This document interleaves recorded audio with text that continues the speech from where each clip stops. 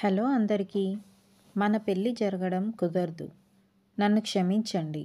తలదించుకుని చెప్తున్న మాధురి వైపు ఆశ్చర్యంగా చూశాడు విశాల్. నేనంటే ఇష్టం లేదా? ఇష్టం లేదని చెప్పొద్దనుకుంటూనే అడిగాడు విశాల్. కాదన్నట్టుగా తల అడ్డంగా ఊపింది మాధురి. మరి ఎంగేజ్మెంట్ జరిగాక ఎందుకు పెళ్ళి వద్దంటున్నావు? మాధురి నిశ్శబ్దాన్ని ఛేదిస్తూ మా వాళ్ళేమైనా అన్నారా? విశాల్ ప్రశ్నించిన వెంటనే లేదు లేదు, మీ వాళ్ళు చాలా మంచివాళ్ళు. వాళ్ళతో మీతో ఏమీ ప్రాబ్లం లేదు. ప్రాబ్లం నాకుంది. కంటి నిండా నీళ్లతో ఏడుపు కంట్రోల్ చేసుకుంటూ చెప్పింది మాధురి. మాధురికి కళ్ళు తుడుచుకోవడానికి తన ప్యాకెట్ నుండి నాప్కిన్ తీసిచ్చి, ప్లీజ్ మాధురి, నీ కళ్ళల్లో నీళ్లు నేను చూడలేను. నా మీద నమ్మకం ఉంటే ప్రాబ్లం ఏమిటో చెప్పు ప్లీజ్ అంటూ మంచినీళ్ళ గ్లాస్ ఇచ్చి మాధురి కళ్ళల్లోకి చూస్తూ అన్నాడు విశాల్. విశాల్ తల్లిదండ్రులకు ఒక్కగానొక్క కొడుకు. ఇంజనీరింగ్ చదివి సాఫ్ట్వేర్ ఇంజనీర్గా ఉద్యోగం చేస్తున్నాడు. విశాల్ తల్లిదండ్రులు ఒక పెళ్లిలో మాధురిని చూసి ముచ్చటపడ్డారు. వివరాలు కనుక్కుంటే మంచి అమ్మాయి అని. దిగువ మధ్యతరగతి కుటుంబం. తండ్రి లేడు. తల్లి రాజమ్మ కష్టపడి కొడుకుని కూతుర్ని పెంచింది. కొడుకు పెళ్లి చేశాక వేరే ఉంటున్నాడు.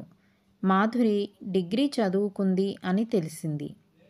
పెళ్లి చూపులకు వెళ్ళినప్పుడే విశాల్ అందంగా అమాయకంగా కనిపిస్తున్న మాధురిని చూసి మనసు పారేసుకున్నాడు. మాధురి వాళ్ళది 2 గదుల చిన్న ఇల్లు. ఒక గదిలో మాధురి, రాజమ్మ ఉంటారు. మరో గదిలో మాధురి వాళ్ళ అన్నయ్య భార్య పిల్లలతో ఉంటున్నాడు. వాళ్ళ పరిస్థితి చూసి కట్నం అక్కర్లేదు, సాంప్రదాయబద్ధంగా పెళ్లి చేస్తే చాలు అన్నారు విశాల్ తల్లిదండ్రులు. పెళ్లి చూపులు అయిన వారం రోజుల్లో ఎంగేజ్మెంట్ జరిగింది. ఎంగేజ్మెంట్ రోజు కన్యాదానం ఎవరు చేస్తారు అని విశాల్ తల్లి మీనాక్షి రాజమ్మను అడిగింది. నా కొడుకు చేస్తాడు అని చెప్పింది రాజమ్మ. పెళ్లి పనులు చురుగ్గా జరుగుతున్నాయి. పెళ్లి డేట్కు ఇంకా నెలే ఉంది. సడన్గా మాధురి విశాల్కు ఫోన్ చేసి కలవాలని చెప్పింది. మాధురి ఇంటికి దగ్గరలో ఉన్న కేఫ్లో కలుద్దామని చెప్పాడు విశాల్. తమ ఫస్ట్ డేట్ అని మురిసిపోతూ వచ్చిన విశాల్కు మాధురి పెళ్లి జరగదు అనేసరికి చుక్కలు కనిపించాయి. మాధురి తనను తాను సంభాళించుకొని చెప్పడం స్టార్ట్ చేసింది. ఎందుకు పెళ్ళి వద్దంటున్నానో తెలియాలంటే మీకు మా అమ్మ రాజమ్మ గురించి తెలియాలి. మా నాన్నకు మా అమ్మ రెండో భార్య. అమ్మ కంటే ముందు అమ్మ అక్క అంటే నా పెద్దమ్మతో మా నాన్న పెళ్ళి అయింది. పెళ్ళి అయ్యాక ఒక కొడుకును కని ఆవిడ బాలింత రోగంతో చనిపోయింది. చనిపోవడానికి ముందు కొడుకును మా అమ్మ చేతిలో పెట్టి చనిపోయిందట.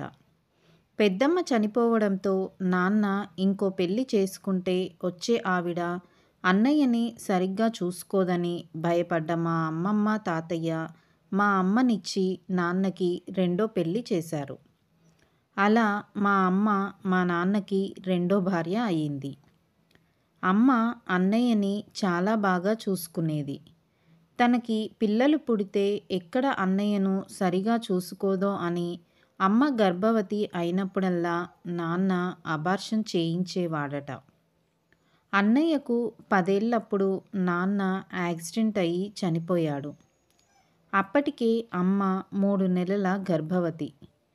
నేను పుట్టడం ఆపేవాళ్ళు లేకపోవడం వల్ల నేను పుట్టాను. చిన్నతనంలో అన్నయ్య అమ్మనే తన తల్లి అనుకున్నాడు. నాన్న చనిపోయేప్పటికీ 2 గదుల ఇల్లు తప్ప వేరే ఆస్తిపాస్తులేమీ లేవు. మా ఇల్లు అమ్మకు ఆస్తి మాత్రమే కాదు, తన అక్క జ్ఞాపకాలు, మా చిన్నతనం, మా నాన్న జ్ఞాపకాలు అన్నీ ఆ ఇంటిలోనే. మమ్మల్ని పెంచడానికి చదువురాని అమ్మ చాలానే కష్టపడింది. ఉదయం స్కూల్లో ఆయాగా పనిచేసేది. ఇంటికి వచ్చాక బీడీలు చేసేది, పూలు అల్లేది. ఒక్క క్షణం కూడా ఖాళీగా ఉండేది కాదు. పెద్దవుతున్న కొద్దీ అన్నయ్యకు అమ్మ సొంత తల్లి కాదని తెలిసి దూరం పెట్టసాగాడు. ఉద్యోగం వచ్చినా ఇంట్లో జీతం ఇచ్చేవాడు కాదు. పరుషంగా మాట్లాడేవాడు. అయినా అమ్మ అన్నయ్యను దూరం పెట్టలేదు. ఎవరైనా ఎంతమంది పిల్లలు అని అడిగితే ఒక కొడుకు ఒక కూతురు అనే చెప్తుంది. మాటకు ముందు మాటకు తర్వాత నా కొడుకు నా కొడుకు అని అంటుంది అమ్మ. ఎందుకలా అని అడిగితే ఎంతైనా మొదటి బిడ్డ కదే, అలాగే ఉంటుంది. రేపు నీకు పెళ్ళయి బిడ్డలు కలిగితే తెలుస్తుంది అంటుంది అని విరక్తిగా నవ్వింది మాధురి. అన్నయ్యలో ఉన్న స్వార్థాన్ని అమ్మ ఏనాడూ పట్టించుకోలేదు. పైసా పైసా పొదుపు చేసి ₹1,00,000 కూడబెట్టింది. అవి నా పెళ్లి కోసం ఫిక్స్ చేద్దాం అనుకుంది. కానీ అన్నయ్య కోరుకున్న అమ్మాయితో పెళ్లికి అవి ఖర్చు పెట్టేసింది. పెళ్ళి అయిన వారం రోజుల్లోనే అన్నయ్య తన గదిలో అమ్మతో మాట మాత్రం కూడా చెప్పకుండా వేరే కాపురం పెట్టాడు. ఎప్పుడూ అమ్మను పలకరించడు. ₹1 కూడా అమ్మ చేతిలో పెట్టడు. అయినా అమ్మే ప్రేమ చంపుకోలేక వాళ్ళను పలకరిస్తుంది. తన కోసం ఎప్పుడూ ఏమీ కొనని అమ్మ మనవల కోసం ఎప్పుడూ ఏదో ఒకటి కొనిపెడుతుంది అన్నది మాధురి. మాధురి ఆడవాళ్ళంటేనే ప్రేమకు, త్యాగానికి ప్రతిరూపం. స్వార్థం అంటే ఏమిటో కూడా వాళ్లకు తెలీదు. అత్తమ్మ కూడా ఈ గుణాలకు అతీతురాలు కాదు. అందరూ ఆడవాళ్ళు తమ భర్త, బిడ్డలు, కుటుంబం కోసం కష్టపడతారు. కానీ అత్తమ్మ ఓ అడుగు ముందుకేసి తన బిడ్డ కాని బిడ్డ కోసం కూడా అంతే కష్టపడింది అని ఆగి మాధురి చేతిని తన చేతిలోకి తీసుకుని, అత్తమ్మ మంచితనం తెలిసి మా అమ్మా నాన్న నిన్ను తమ ఇంటి కోడల్ని చేసుకోవాలనుకున్నారు. ఇప్పటి వరకు అత్తమ్మ కష్టపడింది చాలానే. కట్నం వద్దన్నారు. పెళ్ళి కూడా గ్రాండ్గా చేయమని అనలేదు. సంప్రదాయబద్ధంగా చేయమన్నారు. అలాంటి మంచి తల్లి పెంపకంలో పెరిగిన నువ్వు మా ఇంటిని ఆనంద నిలయం చేస్తావని మా వాళ్ళ నమ్మకం.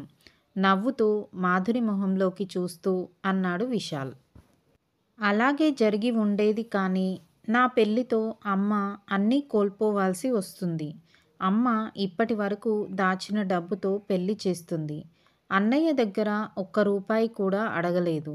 అన్నయ్య ఇస్తాననలేదు. కన్యాదానం చేయడానికి నాకు తండ్రి లేడు. నిన్న అమ్మ అన్నయ్య, వదినను అల్లుడి కాళ్ళు కడిగి కన్యాదానం చేయమని అడిగింది. అన్నయ్య తన స్వార్థం మరోసారి బయట పెట్టాడు. నా కన్యాదానం చేయాలంటే మీ కాళ్ళు కడగాలిగా. దానికి అన్నయ్య ప్రతిఫలం అడిగాడు. ప్రతిఫలం ఏమిటో తెలుసా? ఇప్పుడు మేముంటున్న గది. దాన్ని పూర్తిగా తనకిచ్చి అమ్మను వెళ్ళిపోమ్మన్నాడు. ఎప్పటికైనా వాడికి ఇవ్వాల్సిందేగా. అదేదో ఇప్పుడే ఇస్తాను అని అమ్మ కూడా ఒప్పుకుంది. ఇంతకాలం చిన్నదో పెద్దదో సొంత గూట్లో ఉన్న అమ్మ నా పెళ్లితో ఆ గోడు కూడా కోల్పోతుంది విశాల్ అని ఇక ఆపుకోలేక మాధురి ఏడ్చేసింది. మొదట తన అక్క కోసం, తర్వాత అన్నయ్య కోసం, ఇప్పుడు నా కోసం. తన జీవితమంతా త్యాగాలే. తనకంటూ ఏమీ మిగుల్చుకోలేదు. ఇక చాలు. నా పెళ్లితో అమ్మకున్న ఒక్క ఆసరా కూడా పోతుంది. అందుకే పెళ్ళి వద్దంటున్నాను. ప్లీజ్ అర్థం చేసుకోండి అని మాధురి కళ్ళు మూసుకుంది. ఇక ఏం మాట్లాడలేక. ఈ మాత్రం దానికి పెళ్ళి వద్దంటున్నావా? అత్తమ్మ ఇల్లు అత్తమ్మ నుండి ఎవరూ తీసుకోకుండా నేను చూసుకుంటాను. నువ్వింకేమీ ఆలోచించకు. అనుకున్న ప్రకారం అనుకున్న డేట్కే మన పెళ్ళి జరుగుతుంది. నువ్వేం వర్రీ అవ్వకు. అన్నీ నేను చూసుకుంటాను. ఓకేనా అన్నాడు విశాల్. నెల రోజుల తర్వాత రాజమ్మ ఇంటి ముందు చక్కగా అలంకరించిన కళ్యాణ మండపంలో మాధురి, విశాల్ల పెళ్ళి చేస్తున్న శాస్త్రి దంపతులు మైక్లో మాట్లాడుతున్నారు. పెళ్ళికి వచ్చిన పెద్దలారా, ఈరోజు మీరు చూడబోయే పెళ్ళి వైదిక పద్ధతిలో జరుగుతుంది. దీనిని వైదిక వివాహం అని, క్షత్రియ వివాహం అని కూడా అంటారు. సీతమ్మ వారిని రాముల వారు వైదిక వివాహమే చేసుకున్నారు. పూర్వపు రోజుల్లో రాజకుటుంబాలలో పెళ్ళిళ్ళు వైదిక పద్ధతిలోనే జరిగేవి. మరి వరుడు విశాల్, వధువు మాధురి కూడా నేడు వైదిక వివాహం చేసుకుంటున్నారు. కాబట్టి మీరందరూ కూడా వారిని ఆశీర్వదించండి. ఇప్పుడు కన్యాదానం జరుగుతుంది. అన్ని పెళ్ళిళ్ళలో వరుడి కాళ్ళు వధువు తల్లిదండ్రులు కడుగుతారు. వైదిక వివాహంలో వరుడి కాళ్ళు వధువు కడుగుతుంది అని అన్నారు.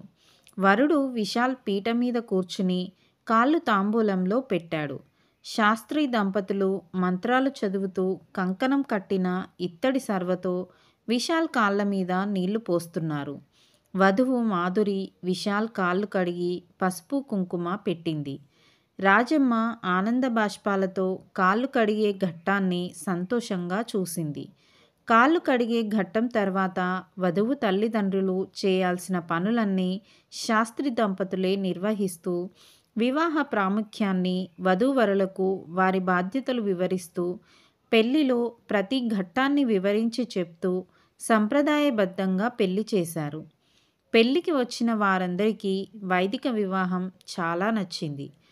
శాస్త్రి దంపతులను పెళ్లి బాగా చేశారని అభినందించి వారి పిల్లల పెళ్లిళ్ళు కూడా వైదిక పద్ధతిలోనే చేస్తామని శాస్త్రి దంపతుల విజిటింగ్ కార్డు తీసుకున్నారు. కళ్యాణ మంటపానికి దూరంగా కూర్చున్న బావమరిది మాడిపోయిన మొహం చూసి త్యాగాలు చేసే రోజులు పోయాయి, ఇక ముందున్నవన్నీ హ్యాపీ డేసే మాధురితో నవ్వుతూ అన్నాడు విశాల్. విశాల్ నవ్వుతో శృతి కలిపింది మాధురి. ఈ కథ మీకు నచ్చితే లైక్ చేసి సబ్స్క్రైబ్ చేసుకోండి. Thank you for listening.